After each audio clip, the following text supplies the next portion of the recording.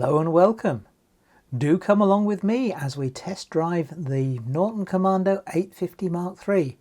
Oh, and have a minor disaster.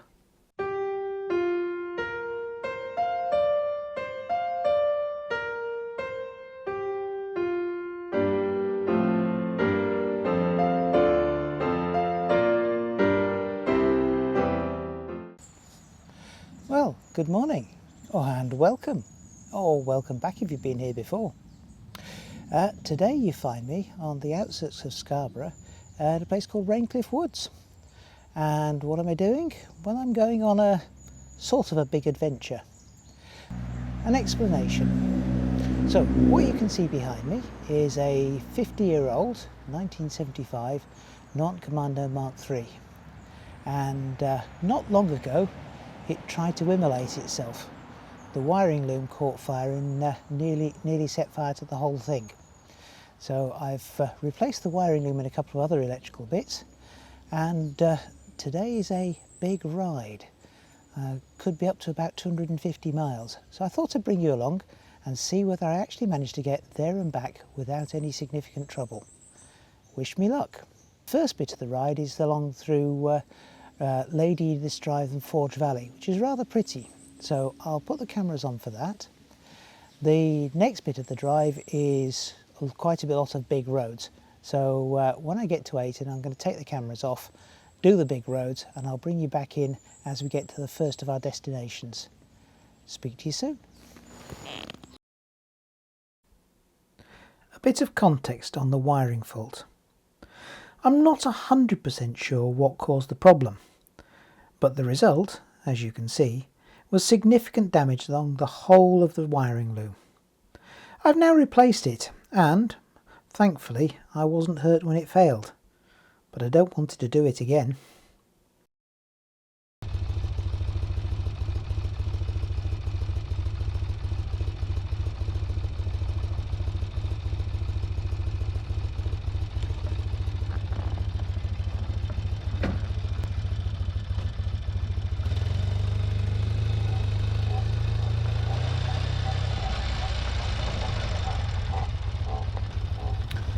We start on Low Road, or as it is known locally, Lady Edith's Drive.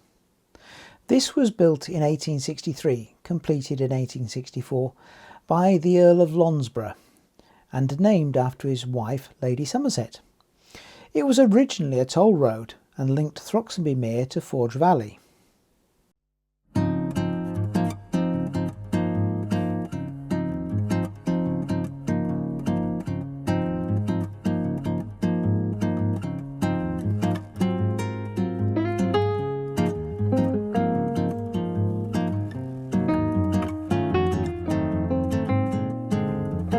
The valley has a recorded history going back to the medieval period. It was formed by glacial meltwaters and was known for charcoal production, which was used in iron forges. It's named after Quondam Forge. The site was active in the 1700s, but production ceased at the end of that century.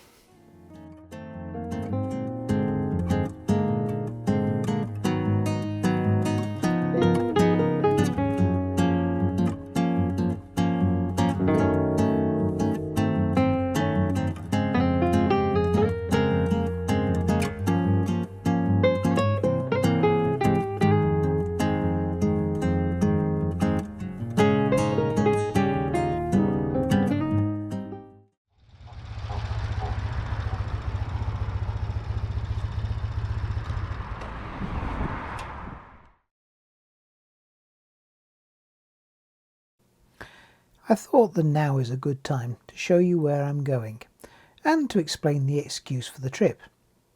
After all, you can't just pointlessly roam around the countryside, can you?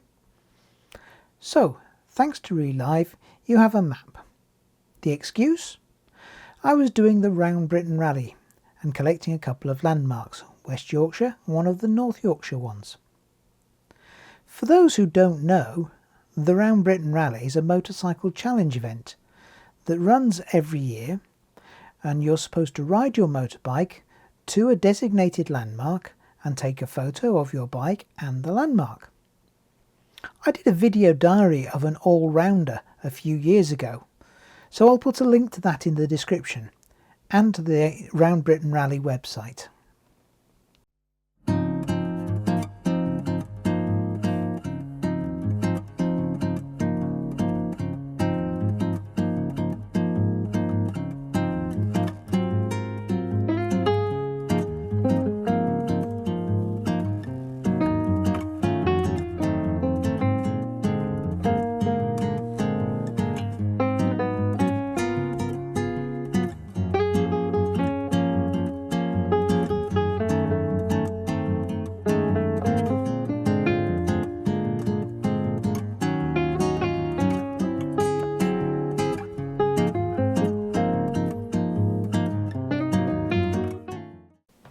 And so the end is nigh. It's time to face the final switch off. As you can see, I moved the Insta360 to the rear of the bike. Obviously, I thought I'd mounted it safely.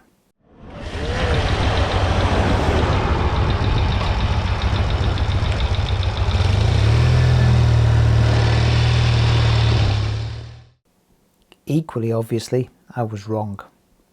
We were, at this point, on the outskirts of Otley, about to head over the tops to Bingley and the first RBR point. The roads looked fun, so I put the cameras back on. The roads were fun and bumpy. You'll see what happened to the Insta360 at the end of the video. For now, enjoy the ride.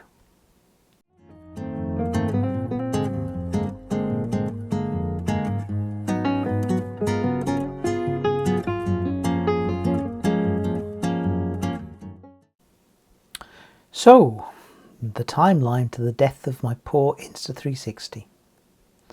It stayed upright for 1 minute and 22 seconds before it hit the deck. It survived for another 2 minutes being dragged along the road.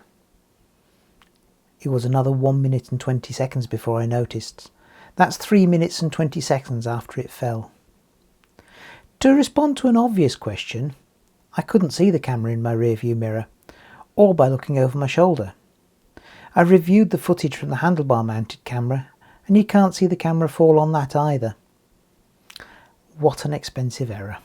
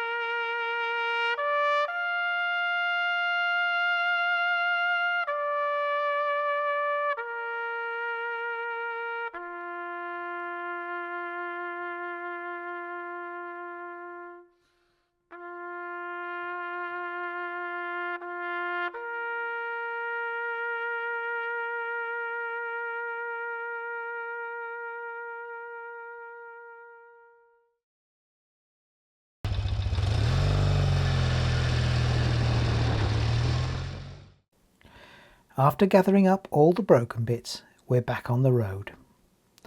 It's probably a good time to tell you about the landmark that we're going to visit. It's the swing bridge at the top of the Bingley 5 lock rise. The bridge is not particularly noteworthy. Very useful, but not noteworthy. But the locks are. The 5 rise locks are on the Leeds-Liverpool Canal. They're interconnected, which means they don't have the usual intermediate ponds. You exit one lock into the next. So you have 5 locks, 6 gates. It's the steepest flight of locks in the UK, with a gradient of 1 in 5. Or, to put it another way, 59 feet and 2 inches, which is 18.03 metres, in 320 feet, or 98 metres. The locks opened in March 1774. The first boat to ascend took 28 minutes to get to the top. There's also a lovely cafe at the top.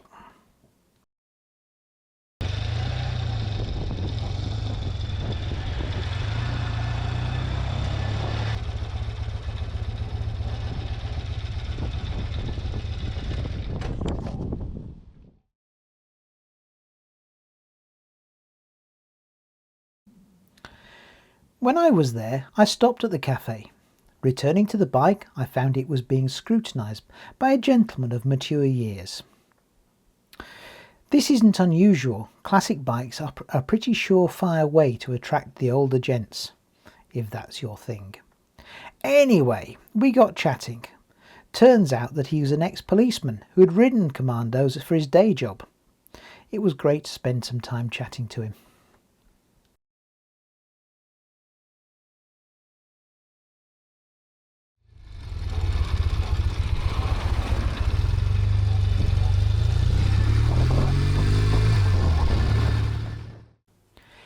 We have moved.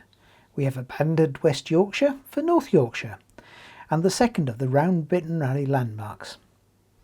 Watch out, in the piece to camera I do shortly, I make a colour error. We are going to White Scar Caves.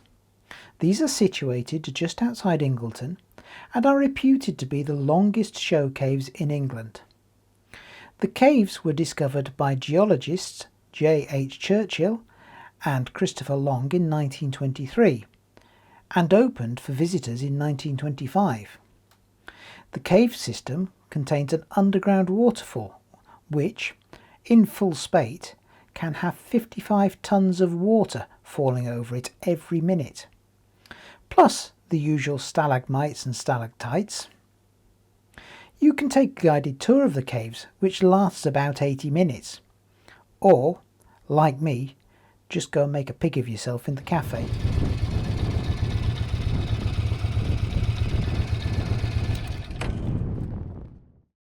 Okay, so we have done our 2 RBR points.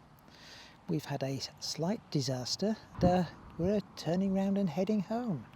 The last stop, which was the Bingley 5 rise and the swing bridge at the top of them. This time we're at Red Scar Caves. So that's the trip out. Now we've just got to make it back. Let's see how we do.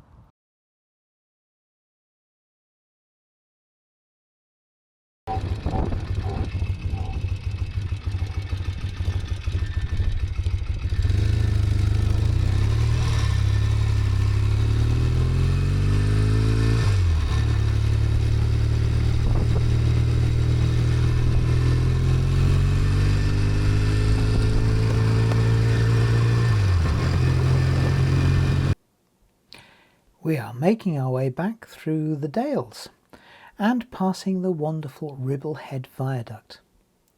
The viaduct, also known as Batty Moss Viaduct, was built between 1869 and 1874.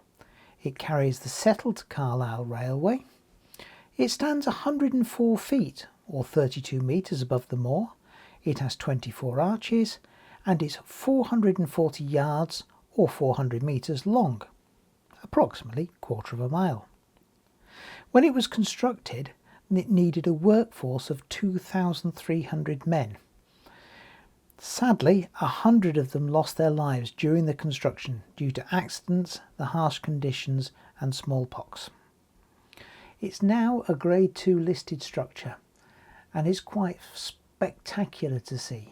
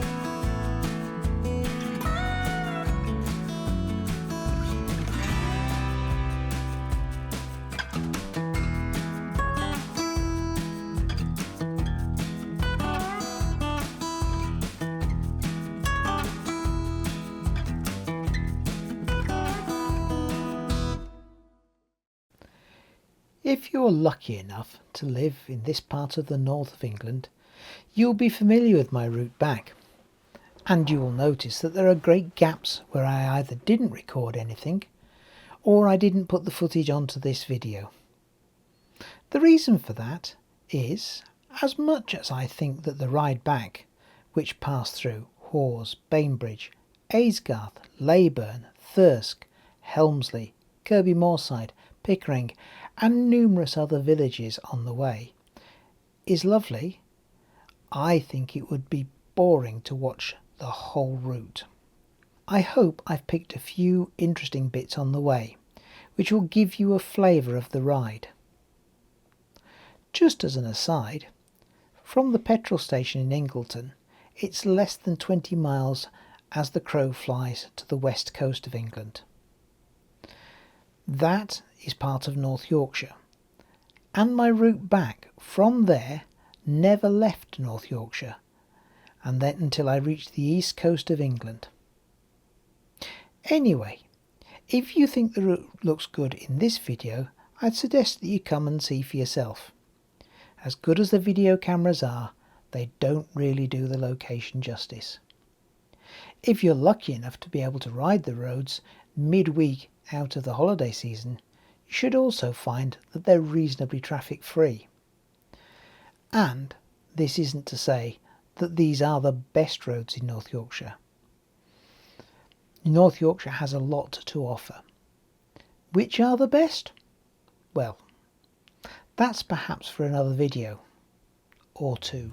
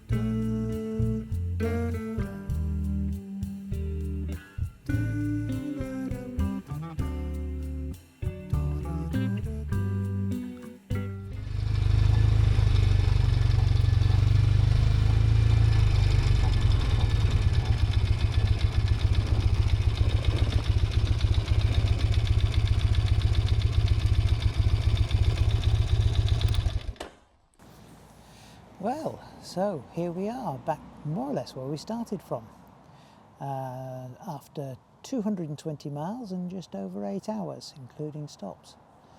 Bike, as you can see, has made it. It's needs a clean, slightly more oily on the outside than I'd like, but other than that, we're all good. Sadly, the Insta360 X4 didn't make it. So yes, unfortunately, I made a mistake in how I tied it up, and the cost of it is a very scraped X4. It's supposed to look like that, and it now looks like that, and it doesn't seem to work, which is a big shame. So something for me to sort out later. Anyhow, we saw 2 RBR points. We made it all the way there and most of the way back, not quite home yet, on a 50-year-old motorbike. Hopefully you enjoyed coming along for the ride, and if you did, please give the video a bit of like. Just give it a thumbs up and a bit of appreciation. And if you like what you see, consider subscribing.